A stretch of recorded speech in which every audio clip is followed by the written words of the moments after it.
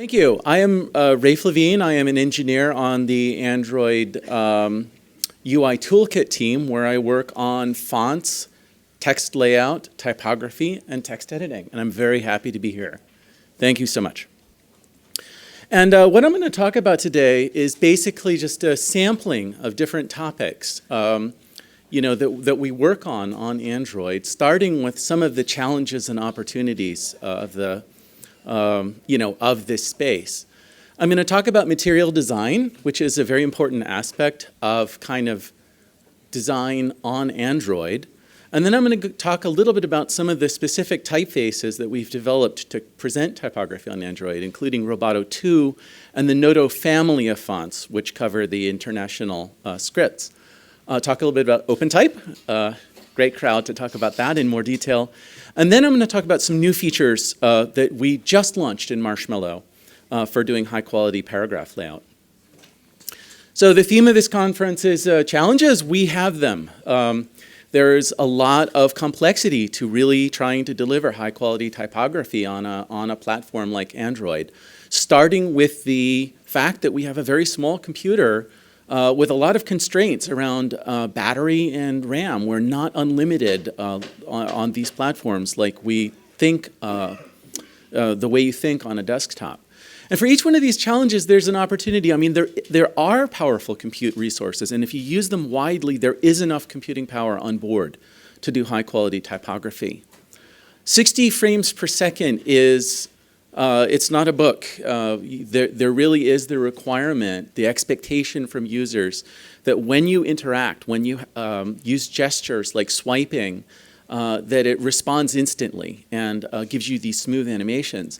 And that's really rich opportunity for designers who want to project typography into this kind of more interactive, dynamic world, but it's certainly a challenge to be able to deliver those 60 frames. And anytime you're programming, you have this very tight budget of how much you can do to hit that metric.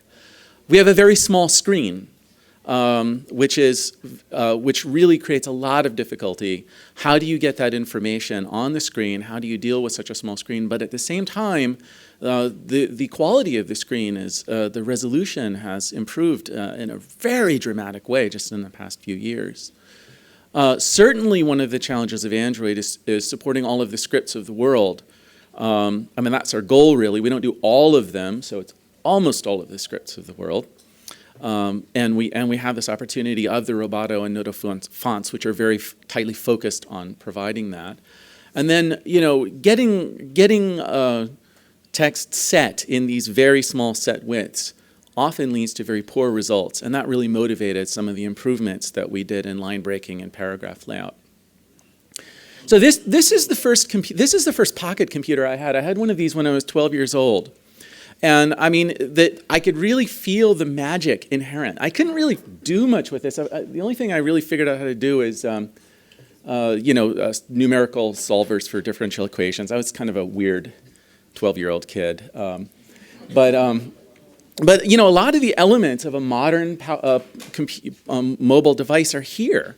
But if you look at the display technology, the screen in particular, you see this is the bare minimum to represent text at all. This is not even starting to be typography. You can also get a clue to how much computing power was available back then. And so the display technology has been really evolving, especially in recent years. And so, when I was working on web fonts, the upper left corner of this screen really represented, the challenge that there are pixels. You can represent text, but you really have to make some very difficult compromises in order to get the outlines transferred into pixels and to not sacrifice too much contrast. All four of these examples are 12-point Times Roman. It's the same text, just rendered with different display technology.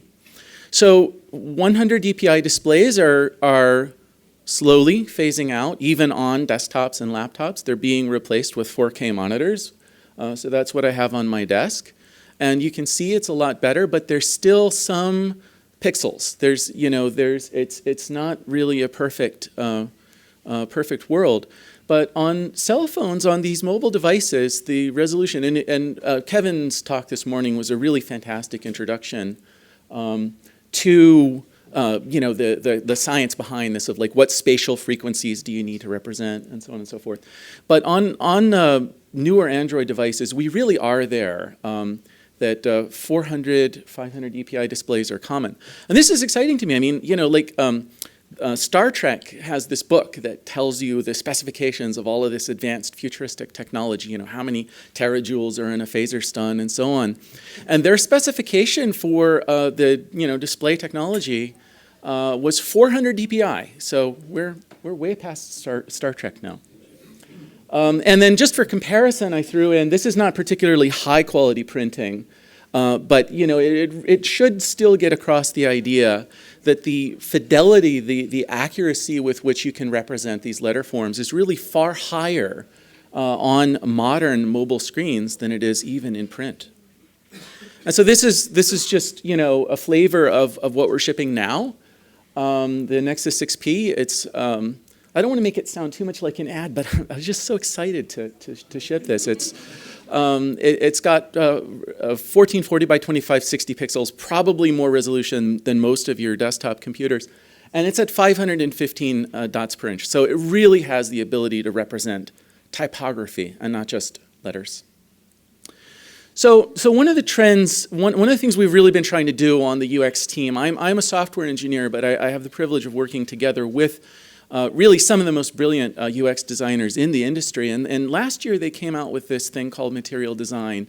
And it's really a design language about all of the graphic elements and interactions in manipulating a mobile device and interacting with a mobile device. And it's really gotten a lot of adoption. I mean, you kind of have to do it in order to be a modern Android application, but there's also elements of it that apply to the web, and we're really seeing this very widely used. And typography is one of the core key components of material design. And it was definitely an advance over the previous generation, where there is the use of many different weights, and also not just the fonts, the choice of fonts and weights, but the way that they align and the way that the space between elements. And if we had had a little bit more time, I would have actually clicked this link and showed you through. I recommend that you go there and look at it because it has a lot more information about the typography and the way that the different visual elements interact. So the core typographic, the typographic cornerstone of material design is the Roboto 2 typeface, or the Roboto 2 family of fonts, I should say. And this shipped in Lollipop last year. And compared with Roboto 1, there's a lot of new stuff in here. There is an updated design. There's dramatically expanded Unicode coverage. So we really, our goal, and we're pretty close to this, is covering all of Unicode 8 within Latin, Greek, and Cyrillic ranges. And so that's about a threefold expansion just in the number of glyphs.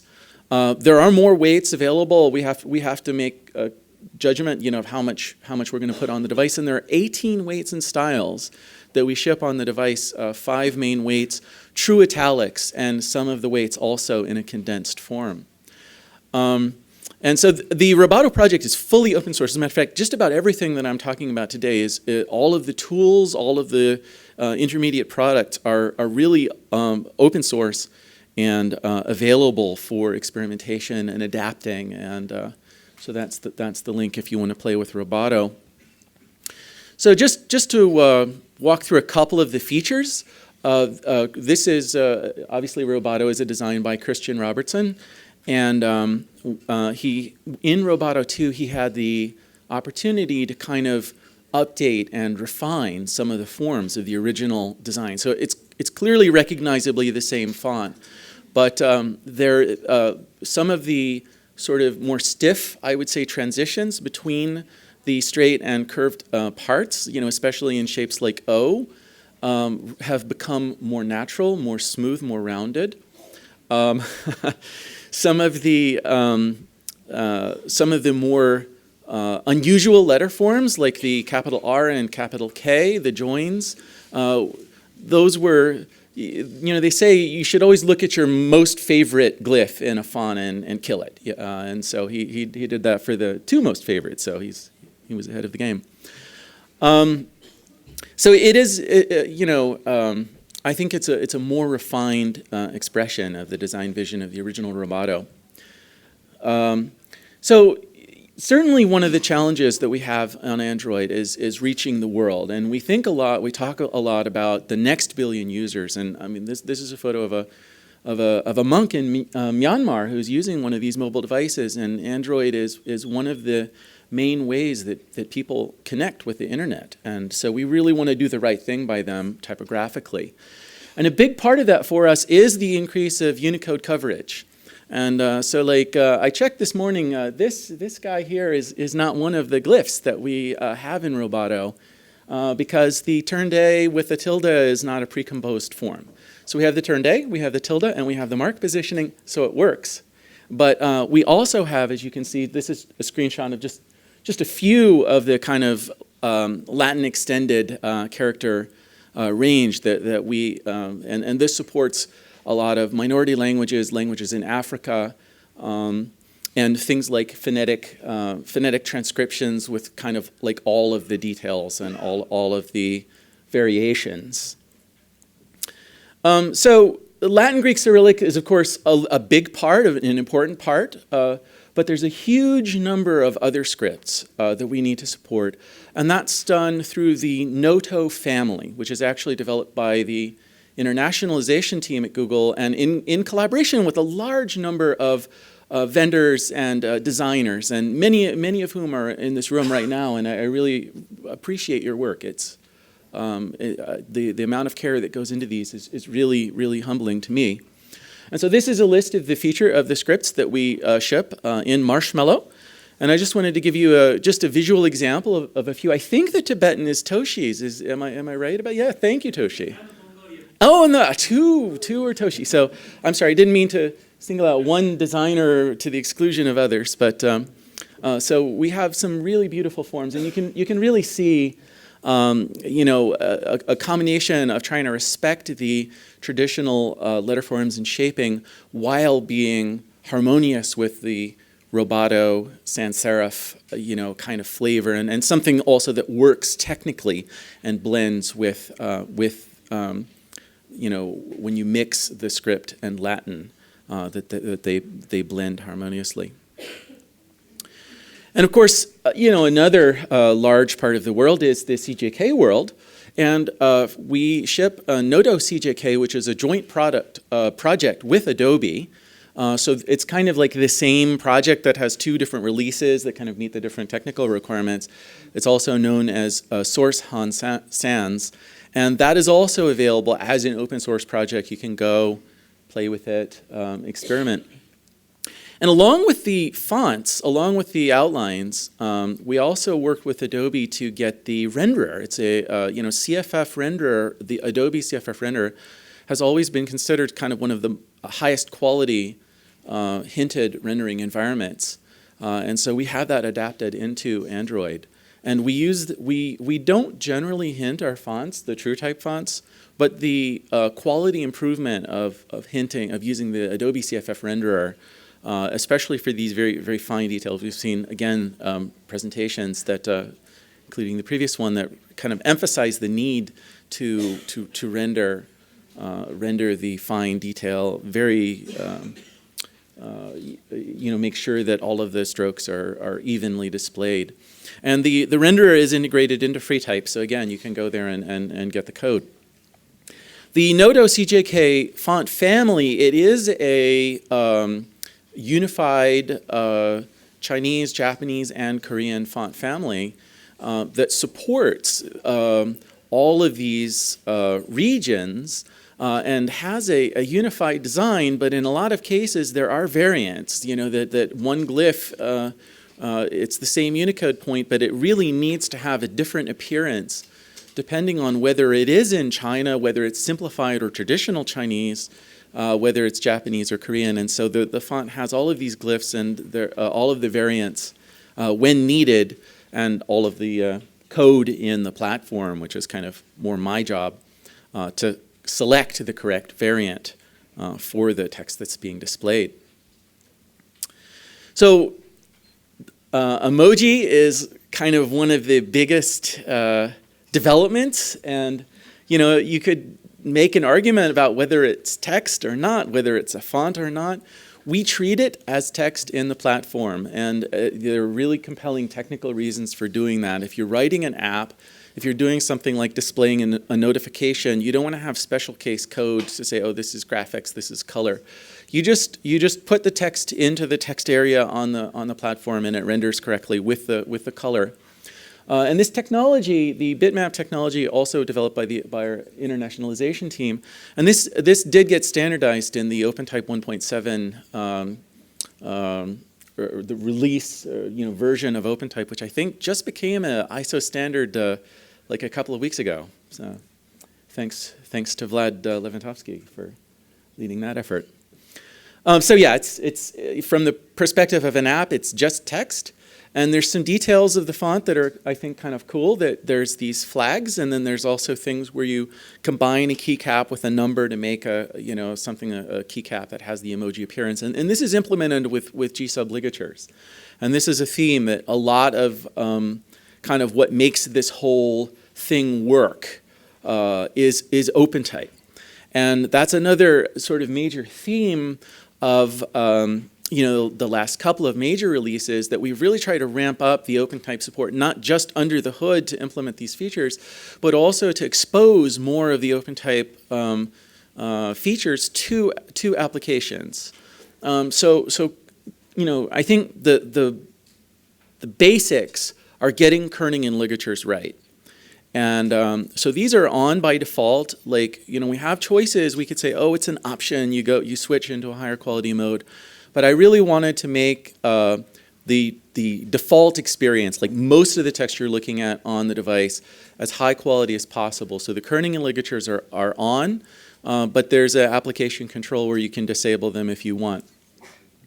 There's also API, and you can do this either in Java code or in XML, where you can change the font feature settings, and you can access these wonderful features like old style figures for action forms. If your font has discretionary ligatures, Roboto doesn't, but if you bring a custom font into an app, then you can access those through the font feature settings. And Roboto does have a lot of these other features, including the old style figures, which I think in some applications it just looks so much better than the default number forms. We used OpenType to implement the local feature, which gives you the localized forms, and there's a lot of fonts, a lot of scripts where you have different forms depending on the language. Like if in the Arabic script, Persian numeral forms are different, and in Devanagari script you have variations in letter forms for things like la in Marathi, and we use the local feature. And so we're really trying to do things the right way and make everything compatible. So if you're bringing a custom font on the device and you want to support those languages, then the local feature should just work, hopefully.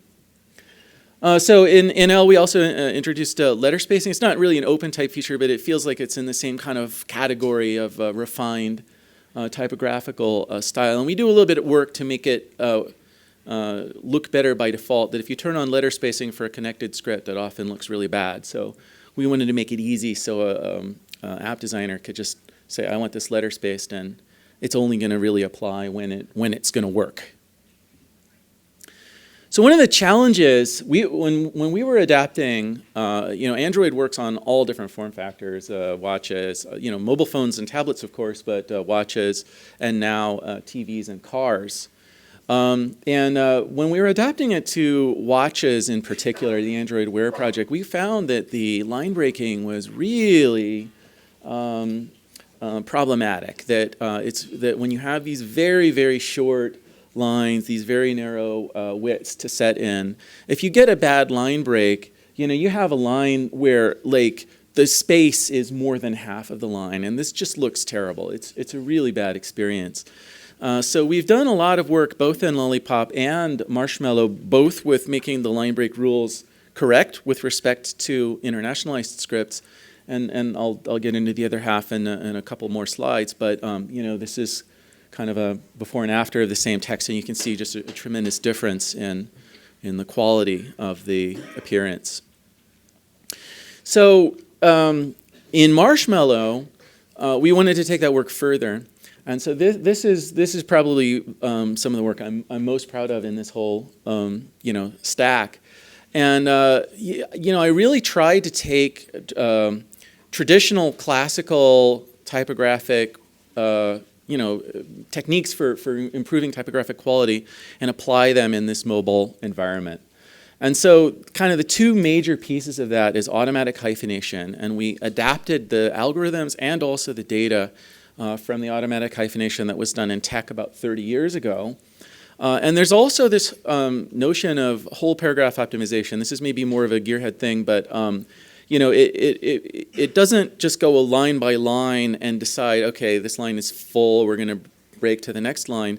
It might go backwards. It might say, oh, here's a word that really doesn't fit, but if we changed the line break up here, we would make it fit down below. And so it's optimizing the entire paragraph and really trying to pick the best sequence of line breaks, including where to use hyphenation to optimize the entire paragraph. And people, like when we were testing this, it looks weird when you see hyphenation on the screen. You don't really expect your text message to be hyphenated. It's not like reading a book. So we tuned the parameters, and we kind of came up with two heuristics that we found really helped give the best results. And one of them is that if you hyphenate onto the last line, if you have a fragment of a word on the last line, that really throws people off. So we have this is not an absolute rule. It's kind of a score that says, try not to do that. But at the same time, you don't want. It's funny, when I converted the slides from 16:9 aspect ratio to 4:3 this morning, so it would be big on the screen. It's like, I didn't even do this on purpose. Last line. Don't do that. And so the hyphenation logic tries to, if you can prevent that from happening by causing a hyphenation, by causing a little bit more space to be available so you can get the text to fit in one fewer line, that it does try to do. So another thing, I was, when we were talking about adding the feature, it's like, oh, let's have it so that it's, you have to turn it on because this might be a little bit weird and it might be a little bit slow. But again, I wanted this to be on by default. You just get this. And of course, you can turn it off if it's not the right thing to do. And, it is expensive. And so we did some performance tuning so that the basic text operations are faster. So that, there's some things that are a little slower, a little faster because, it's more work. You have to do more computation. But it's comparable to Lollipop, and in fact, some use cases like editing email is a lot faster. Oh, and this is a great before and after example, where you can see, I don't have to explain it to you guys, you get it. It's terrible on the left and good on the right. And incidentally, the setting, there's a variable setting of like how much hyphenation you want, and this is set to, we call it full. There's also a normal setting, which is the default. And so you might do full if you're trying to display a book or running text or something where the appearance of hyphens is not really going to throw you off very much. And another feature, and this one you have to opt into, that we were inspired by Adobe's CSS proposal to do text wrap balanced. And you're really trying to solve the same problem that having a single word on itself, by itself on a line is a very bad experience. And in some cases, you're not really doing like a newspaper column, you're doing some UI thing where you don't really care what the width of the column is, but it just looks nicer if it's balanced. And so when you turn on the break strategy balanced, a little XML command for it, then it really tries to break it up so that the amount of space used on each line is consistent. So that's just kind of a tour. I don't know if we have time for questions or not. If not, certainly come seek me afterwards. And thank you so much.